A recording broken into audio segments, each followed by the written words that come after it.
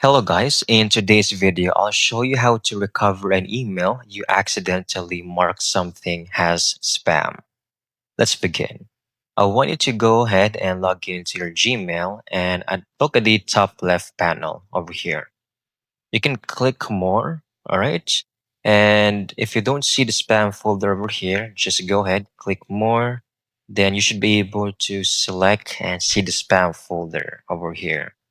Now you can click on that and you can scroll through and locate the email you marked by mistake.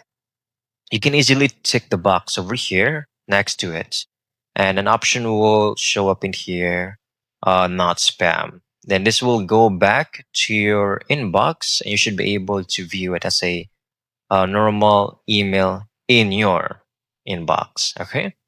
And that's it. You're done. Your email is secured and rescued.